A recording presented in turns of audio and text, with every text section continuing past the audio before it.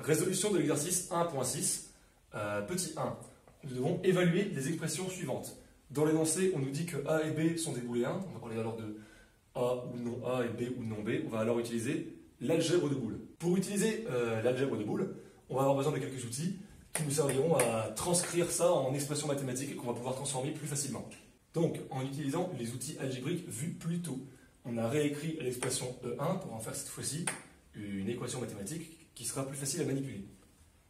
Donc là, cette fois-ci, on va développer les deux parenthèses ici, ce qui vont nous donner cette grande parenthèse là, qui va être plus simple à utiliser. Premièrement, on a l'événement A bar et A. Donc l'événement, ce serait qu'on ait que A soit faux et que A soit vrai en même temps. C'est impossible, donc la notation c'est 0, ça simplifie. Ici, on a l'événement B et B, donc l'événement B est vrai et B est vrai. Donc on s'en fout, c'est juste l'événement B est vrai, donc il sera simplifié en B dans le cas du dessous. Donc il nous reste encore A bar B et AB. Donc ils ont un dénominateur commun, c'est B, on factorise, ce qui nous donne B fois, entre parenthèses, A bar et A.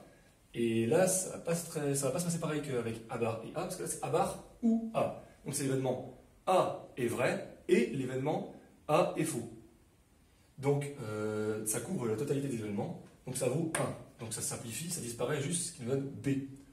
Donc on enlève le 0, il nous reste A bar fois B ou B, ce qui est tout aussi inutile en fait, parce que c'est l'événement B est vrai ou B est vrai. Donc on les simplifie, on a juste A est faux et B est vrai. Donc l'expression E1, une fois qu'on l'a évaluée, ça nous donne ce résultat-ci. Donc pour la deuxième équation, ça va être beaucoup plus simple. Ici, on a les fois se retrouvent maintenant dans les parenthèses, qui rendent les parenthèses un peu superflues, et qui sont du coup beaucoup plus faciles à éliminer. En gros, on va factoriser ça et ça par B, ça va nous donner A bar plus B fois A bar ou A. Donc en gros, soit A est vrai, soit A est faux.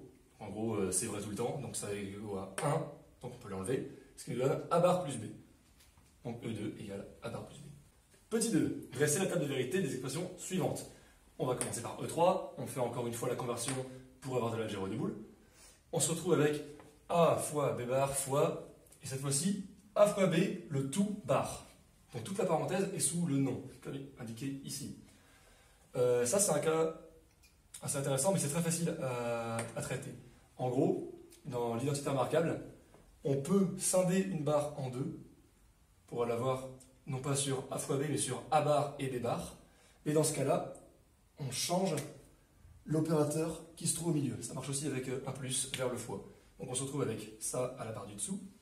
Donc ça, on va le développer. On se retrouve avec cette expression-ci.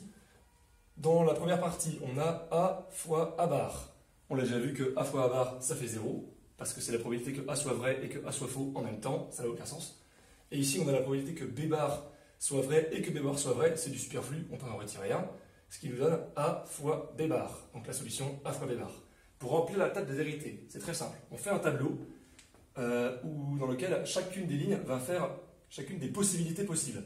En gros, première ligne, on a A est faux, B est faux. Deuxième ligne, A est faux, B est vrai, et ainsi de suite. Donc, on va pouvoir prendre nos réponses et les retranscrire dans le tableau. Ici, on en a qu'une, c'est A est vrai et B est faux. On regarde A est vrai, B est faux ici. Donc, E3 est validé seulement dans cette partie du tableau. Tout le reste, on peut le remplir avec des zéros. Pour l'expression numéro 4, ça va être encore plus simple. En gros, on la met en algèbre de Boole et on a fini. Ici, on a des propositions qui sont séparées par des plus. Il n'y a aucun plus qui est dans une parenthèse qui va nous embêter. Et les plus, dans l'algèbre de Boole, ce sont des ou. Donc en gros, l'expression numéro 4 est vérifiée quand A est vrai, ou quand B est faux, ou quand A est faux et que B est vrai. Et ça va correspondre à des parties de notre tableau. Donc, quand A est vrai, le 4 est vérifié, donc on peut remplir déjà toutes ces lignes-là, parce que c'est des lignes où A est vrai. Quand B est faux, le tableau est vérifié. Ici, B est faux, on l'a déjà mis. B est faux ici, il est vérifié. Et enfin, E4 est aussi vérifié quand A est faux et que B est vrai. A est faux ici, B est vrai ici. Elle est vérifiée partout. En fait, l'expression E4 pourrait se simplifier en 1 parce qu'elle est vérifiée dans tous les cas de figure. Petit 3, trouver des expressions équivalentes. Donc pour faire ça, on va développer ce qui peut être développé et on va regarder quand est-ce que c'est égal. Si vous avez bien vu les outils qu'on vous avait présentés dans la partie 1, vous allez reconnaître ça, c'est le XOR, le OU exclusif. Qu'est-ce que ça veut dire? Ça veut dire que quand E5 est vérifié, on a soit l'un, soit l'autre, mais pas les deux. Donc, ça veut dire que quand on a A, on ne peut pas avoir B bar, donc on a forcément B. Et quand on a B bar, on ne peut pas avoir A. Donc on a A bar, et on a obligatoirement un des deux. Donc en gros, ceci peut être simplifié en ceci. Donc là, on a fini de développer. E6, on le laisse tranquille parce qu'il est déjà dans une très belle forme. E7, c'est pareil. E8, on a encore une fois la grande barre qu'on avait vue à la question précédente. Donc on réapplique la même méthode. On rompt la barre en deux et ça change l'opérateur. On retrouve la parenthèse ici. Ensuite, on étend, on s'en fout. On se retrouve avec cette expression-là, et ça, encore une fois, on sait que ça vaut 0, et 0 avec un plus, on s'en fout, il ne sert à rien. Donc on se retrouve avec cette expression-ci. E9, on utilise encore une fois la même astuce de rompre la barre en deux, changer l'opérateur. Par contre, là, ce qu'on voit pas très bien, c'est que, du coup, on se retrouve avec B bar bar. Donc ça veut dire qu'en gros, on a un faux B, donc ça s'annule, on a un vrai B.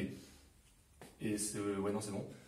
On a exactement le même piège avec l'expression E10, on se retrouve avec A bar bar, mais on se retrouve tout simplement avec A, parce que dès que les barres sont en x2, ça s'annule. Donc qu'est-ce qu'on observe?